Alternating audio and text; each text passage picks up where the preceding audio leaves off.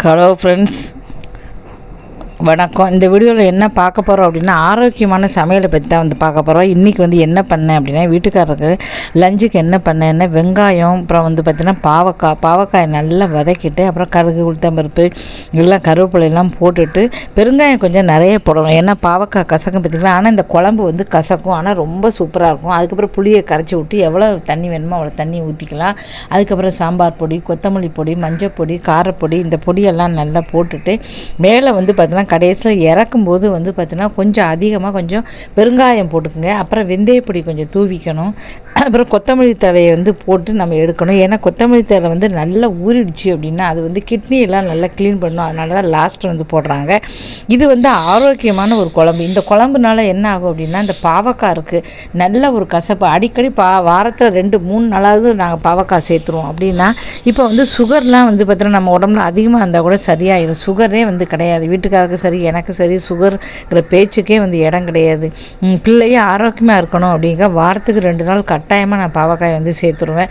சேர்க்கும்போது என்ன, இந்த கசம்பு உடம்புல இருக்கிறதுனால ஸ்வீட்டு அப்படின்னா நமக்கு சாயந்தரம் சாப்பிட்ற ஒரே ஒரு டீ மட்டும்தான் ஸ்வீட்டு. மற்றபடி ஸ்வீட்டுக்கு எதுவும் கிடையாது. காலையில் காஃபி குடிக்கிறது இல்லை. அதனால் பார்த்திங்கன்னா வயசானால் மட்டும் போகாது. அதுக்கப்புறம் இந்த குழம்புல சாத்தை போட்டு கொஞ்சோண்டு நெய் நிறைய ஊற்றினீங்க அப்படின்னா இந்த காரம் எல்லாமே அடிச்சிடும். வச்சுட்டு இந்த குழம்பு கொடுத்துருக்கேன். ஏன்னா லஞ்சுக்கு எப்போவுமே ஆரோக்கியமாக வீட்டில் இருந்தாலும் சரி, லஞ்சுக்கு சரி, ஒரு ஆரோக்கியமான ஒரு சாப்பாடு தான் கொடுக்கணும். சின்ன வயசுன்னு கிடையாது, வயசானதான் ரொம்ப ரொம்ப பார்த்து பண்ணணும். வீட்டுக்காருக்கு நான் பார்த்து பண்ணணும். ஏன்னா பார்த்திங்கன்னா சுகர் வந்துடக்கூடாது. வயசாயிடுச்சு அப்படின்னாலே சுகரு, ப்ரெஷரு எல்லாமே வந்துடும். வீட்டுக்காரர் ஆரோக்கியமாக இருக்கார் அப்படின்னா பார்த்தீங்கன்னா சளி தொந்தரவு மட்டும் கொஞ்சம் குளிர் வந்துச்சுன்னா அதிகமாக இருக்கும். அப்போ அதுக்குன்னு நான் ஸ்பெஷலாக எல்லாமே வச்சுருக்கேன். அதுக்கு நிறைய பார்த்தீங்கன்னா கஷாயத்தை ரெடி பண்ணி கொடுத்துருவேன். இந்த வருஷம் பார்த்தீங்கன்னா ஹரித்வாரில் போய் அவர் குளிச்சுட்டு வந்தார்.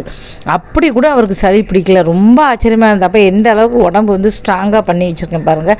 நிறைய துளசிகள் நிறைய கிடைக்கும். நரசிம்ம கோயில் கோம்புலாம் அந்த துளசி மாலை எடுத்துகிட்டு ஃபுல்லாகவே நான் பொடி மாதிரி அதை காய வச்சு பொடி பண்ணி வச்சுருக்கேன். அதனால் துளசி, இஞ்சி, மஞ்சள் பொடி எல்லாமே போட்டு கொஞ்சம் சளி பிடிச்சிதுன்னு அப்படின்னாலே அவருக்கு கஷாயம் பண்ணி கொடுத்துருவேன்.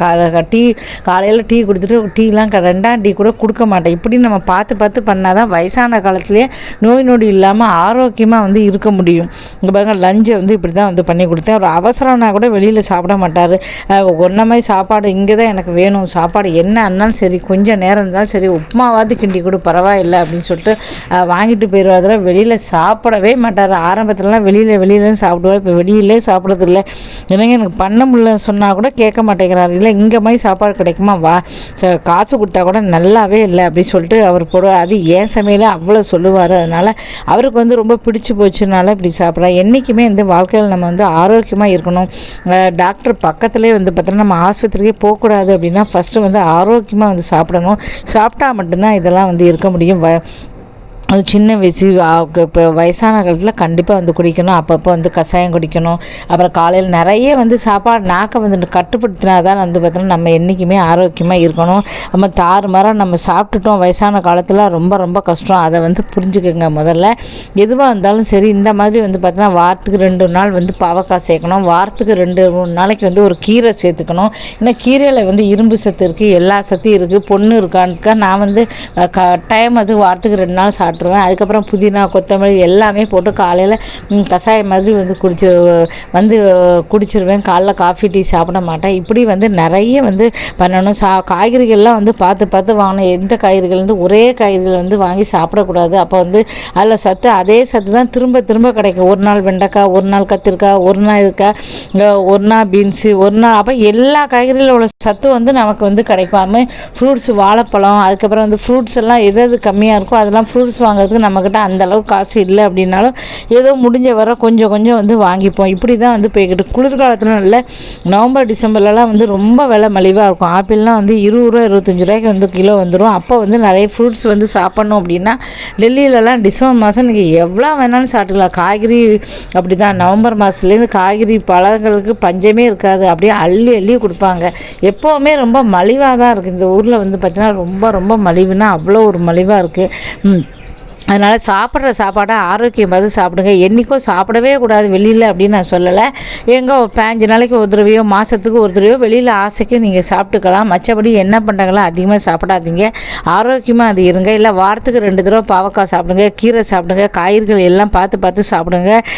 எல்லாமே பார்த்து சாப்பிட்டீங்க அப்படின்னா கண்டிப்பாக நமக்கு எந்த நோய் நொடி வராது. டெய்லியும் கொஞ்சம் வயிறு ஒரு மாதிரி இருந்தால் கூட சோம்பு இருக்குது, சோம்பு வந்து சாப்பிடணும். இப்படி இயற்கையான முறையில் வந்து நம்ம சாப்பிட்டோன்னா எந்த பாதிப்பும் வந்து நமக்கு வந்து இருக்கா. டெய்லியும் கொஞ்சம் வயர் வந்து இதுவாக இருந்தால் கூட நான் வந்து சோம்பு சட்டுன்னு சாப்பிட்டு தண்ணியை குடிச்சிருவேன். நீங்கள் கூட பார்த்துருப்பேன், ஹோட்டலில் கூட நிறைய சோம்பு கற்கண்டு வச்சுருப்பாங்க. அந்த கற்கண்டு வேண்டாம் நமக்கு, அந்த வெறும் சோம்பு மட்டும் சாப்பிடுங்க. ஏன்னா அது கூட ஸ்வீட்டோடு சேர்த்து சில பேர் சாப்பிடுவாங்க. நான் அதை எடுத்துக்க மாட்டேன், சாப்பிடுவாங்க. இல்லை வந்து சிறந்தது வெத்தலை. டெய்லி வெத்தலை வந்து இருக்கும். டெய்லியே மதியம் வந்து 2 வெத்தலையை போட்டு நீங்கள் சாப்பிட்டீங்கனாலே வந்து ஜெமிக்கிறதுக்கு இருக்கும். அந்த காலத்தில் வந்து டெய்லி எதுக்கு வெத்தலை சாப்பிட்டுட்டு பாக்கு சுண்ணாம்புலாம் சாப்பிடுவாங்க, ஜெமிக்கிறதுக்கு. இப்படி பார்த்து ஆரோக்கியத்தை வச்சிங்கன்னா நம்ம உடம்பு என்றைக்குமே வந்து இருக்கும். அதனால தான் நான் என்றைக்குமே வந்து பார்த்து தான் சமையல் பண்ணுவேன்.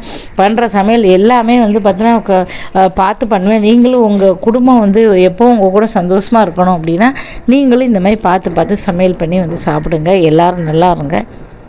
ஆனால் நோய் நொடி இல்லாமல் ஆரோக்கியமாக இருக்கணும், அதுதான் நமக்கு முக்கியம். நம்ம குடும்பத்தில் உள்ள உறுப்பினர்கள் எல்லாமே நமக்கு ரொம்ப ரொம்ப முக்கியமானவங்க. அதனால் பார்த்து வந்து சாப்பாடு பண்ணுங்க. அதே மாதிரி ரொம்ப சுத்தமாகவும் இருக்கணும். 2வது வந்து பார்த்திங்கன்னா கிச்சனை வந்து அந்தளவு க்ளீனாகவும் நீங்கள் வச்சுக்கோங்க. கிச்சனையும் வந்து நீங்கள் நல்லா நீட்டாக வந்து பார்த்தா சமையல்லாம் பண்ணிட்டு கேசரப்புலாம் வந்து துடைச்சி நீட்டாக வந்து வச்சுக்கோங்க. சுத்தம் ரொம்ப ரொம்ப முக்கியம். பாத்திரங்கள்லாம் நீட்டாக துடைச்சி அந்த துணியெல்லாம் டெய்லி வந்து சாப்பாடு பண்ணிவிட்டு காலையிலே மதியானம் உடனே அலசி போட்டுருங்க. அப்போ எல்லாமே வந்து வடித்து பாத்திரங்கள்லாம் வந்து எப்பப்போ சமையல் பண்ணுறாங்களோ அப்போவும் வந்து நீங்கள் கழுவணும். சில பேர் வந்து நான் தான் கழுவியாக வச்சுக்கிறாங்க, அப்படி செய்யக்கூடாது. ஏன்னா அதில் பாச்சா போயிருக்கும், அது போயிருக்கும், இது போயிருக்கும். அதனால் எப்பப்போ தேவையோ அப்பப்போ அந்த பாத்திரங்கள் தட்டி எல்லாம் கழுவி யூஸ் பண்ணுங்கள். ரொம்ப சுத்தமாக வந்து இருந்தீங்கன்னா வந்து பார்த்திங்கன்னா நம்ம வந்து நோய் நொடி இல்லாமல் ஆரோக்கியமாக கண்டிப்பாக நம்ம இருப்போம். அதனால் கிச்சனையும் வந்து நல்லா சுத்தமாக வச்சுங்க. சில பேர் வந்து கிச்சனை பார்த்தாலே வந்து சாப்பிடவே தோணாது. அதனால் அப்பப்போ கிச்சனையும் வந்து பார்த்தீங்கன்னா காலை மதியம் ராத்திரி நல்லா தண்ணியை வச்சு நல்லா துடைச்சி துணியை வச்சு அடுப்பெலாம் துடைச்சி சமையல் பண்ணி முடிச்சிட்டிங்கன்னா உடனே நீட்டாக துடைச்சி வந்து வச்சுருங்க. அவங்க வந்து ஆரோக்கியத்தை பாருங்கள். தொடர்ந்து சேனலில் வந்து தொடர்ந்து பாருங்கள். இதுமாதிரி நிறைய உபயோகமான ஒரு தகவல்னால் உங்களுக்கு நான் கண்டிப்பாக சொல்லுவேன். உங்களுக்கு பிடிச்ச தொடர்ந்து சப்ஸ்கிரைப் பண்ணிவிட்டு பாருங்கள். நன்றி, வணக்கம்.